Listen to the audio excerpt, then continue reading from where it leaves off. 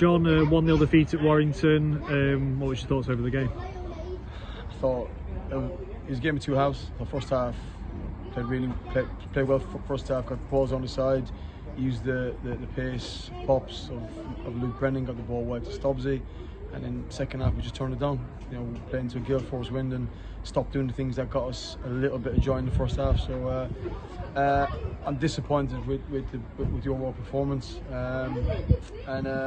yeah, I think it's points dropped for us.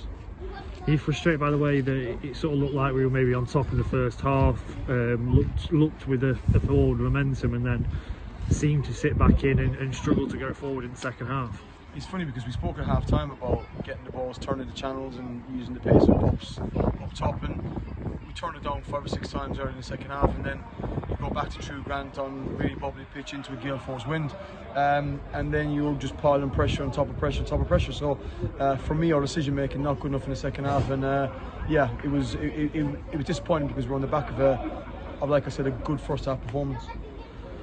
The goal in the second half, obviously a big chance one end, Josh Papula, lines not cleared, difficult one. Looking at the penalty, seemed harsh, but obviously moments that could have changed the game building up to that. Yeah, we should have dealt with the ball in the first place. I think Willow in the far corner tried to run the ball out, just deal with it, clear your lines, and then yeah, but like, you know, 30 seconds earlier Pops has got an opportunity to score a goal. It's not a penalty. It's not a penalty. You know, the young boy who made his debut today for us was superb. Hands down by his side. There's no movement towards the ball. So it's really disappointing from that perspective. But then, you know, we get on the other end, the exact same thing happens to us, and no penalty our end. So yeah, I'm disappointed with the goal. Obviously, it wasn't a penalty, but we can do better to clear our lines earlier. Looking at the stats, do you think one key element from your side is goal attempts, and can we create more chances and get more shots away? You create more chances, Danny, when you go towards their goal as opposed to going back to our own goal.